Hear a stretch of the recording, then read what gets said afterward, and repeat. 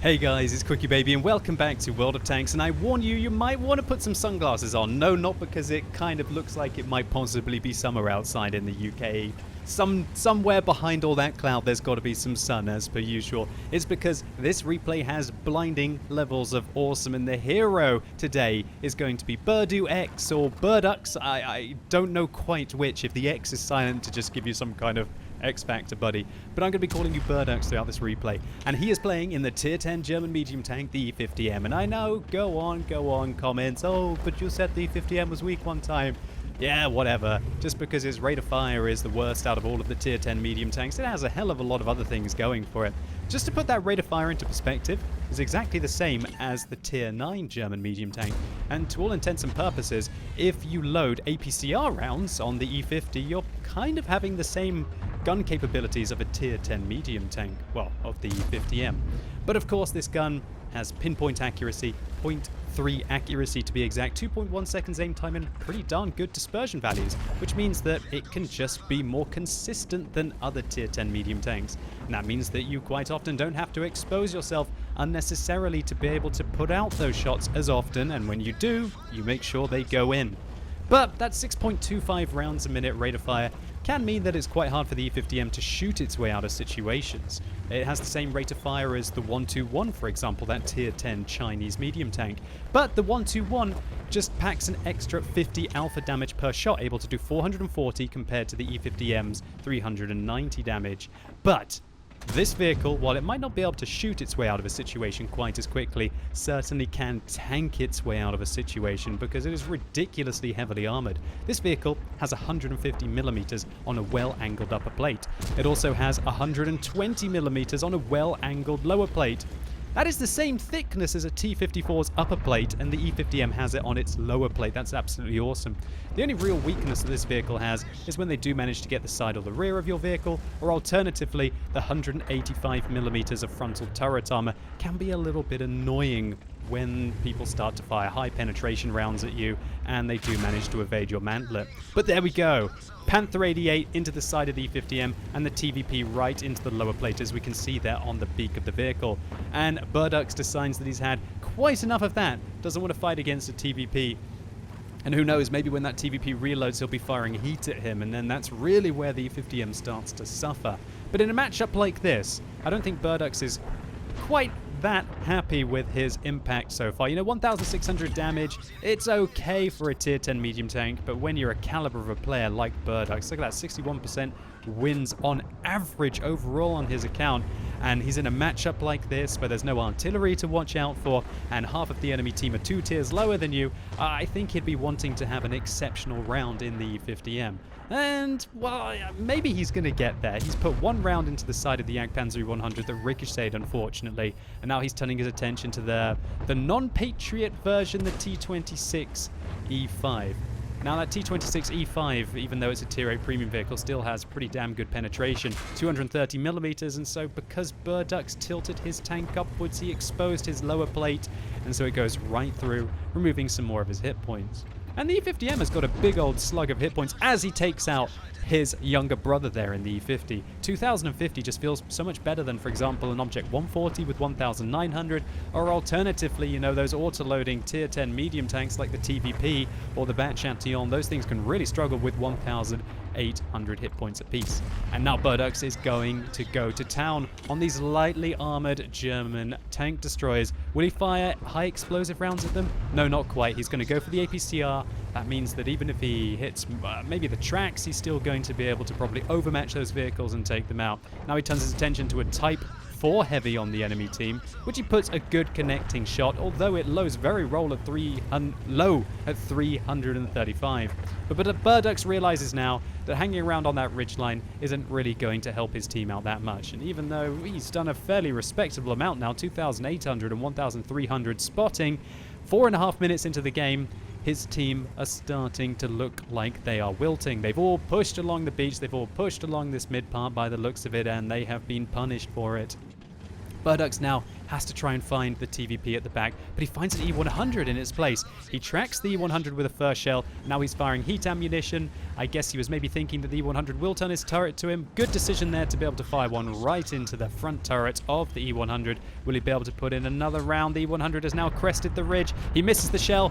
Burdux hits him in the back, sets him on fire, but a fire extinguisher extinguishes that rather quickly. But now Burdux is going to find himself in a terrible situation. The enemy 50-100 assassinates his 50-100, and it's him and a T-28 versus 9 opponents, including 2 Tier 10 vehicles, 3 Tier 9 vehicles, and 4 rather dangerous Tier 8 players at the bottom, and some of those guys are autoloaders like the TVP and the 50-100. Well, not any longer the Tier 10 Czechoslovakian medium tank taken out by a trusty T-28 that's slightly below Burdux on the beach, but things are about to get hot. He finishes off the T-26C5 and he's immediately surrounded, but bounces 150 millimeters from behind from the WTF Panzer IV, 750 damage avoided. Then the E100 puts 750 into his tracks. He bounces a Borsig for 490, turns his attention to a WTF Panzer IV, blocks his shell for 750 once again, and right now, how is he even getting himself out of this situation? Great focus fire there. And look, the Type 4 Heavy joins the fray on pretty much 80% of his remaining hit points. The T-28 prototype providing a very good distraction. Burdux unable to go through the Tier 9 Japanese heavy tank. He comes around the corner, takes one hit from a WTF Panzer IV from behind, and bounces another 750 damage from the front. He grinds against the WTF Panzer IV, and it looks like he might have damaged his turret ring. The WTF Panzer IV immobile now. He uses him to hide from the WTF Panzer IV and the E100, now turns his arm around against the AMX 50-100, and look at this, boys. He ram kills the WTF Panzer IV from behind while engaging the 50-100 from the front, and the Type 4 Heavy narrowly misses him.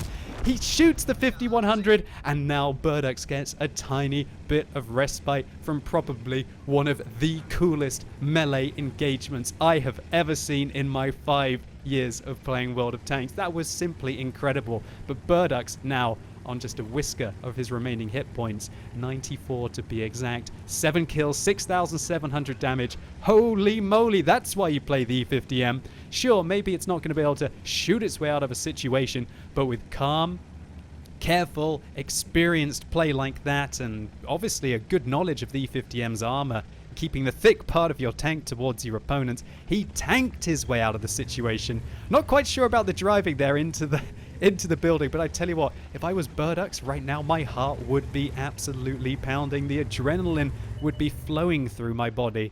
Can he manage to get this Type 4 Heavy in the turret? Yes, he does. Great result. First shot, but look how many more he's going to have to put in. He's got to hit that guy pretty much 4 more times to be able to shut down that dangerous Tier 9 Japanese Heavy. And do we know what ammunition or what gun the Type 4 Heavy is using yet? It looks like that might be the 140mm armor-piercing gun. If that's the case, that's a great result for Burdux, because if he is using that rather large derpy gun, then that is going to be a pain to be able to avoid, because even if the Type 4 Heavy splashes anywhere near the E50M, he is going to be removing our hero's final hit points. So now he decides maybe the WTF Panzer IV is looking in a different way.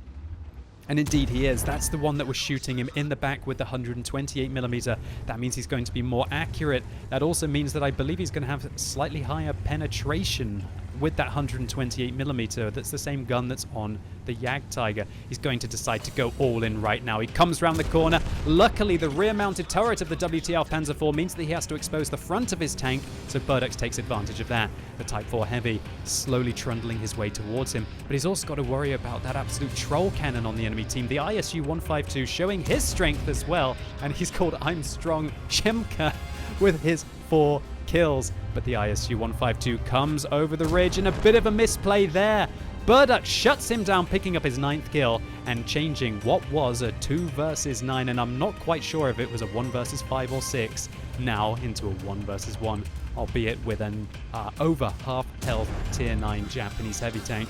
What a shot there into the lower tracks, but oh no, the Type 4 Heavy is down. Oh yes, another 600 damage block for Burdux. He puts one into the side of him, proceeds to get around his flank, and oh dear, don't crash into the building, Burdux. How calm and cool was that? He slipped his way through those buildings, oh my word, while not even looking at them. That was balls of steel, Burdux, now reducing the Type 4 Heavy to a single shot. It is sudden death He's got APCR rounds loaded right now, I guess because he was worried about going through the side of the Type 4 heavy spaced armor there over the tracks. Don't want to be firing heat at thick tracks. They're going to basically be absorbed before they enter the vehicle, and you're going to be left with nothing but an immobile target. This is neck and neck stuff right now. Luckily, the Type 4 Heavy is not using the high explosive gun. Burdux tracks the Type 4 Heavy. Will he be able to find the weak point on the outside of the tank? He should be able to go through it. Oh, right through the front of the vehicle.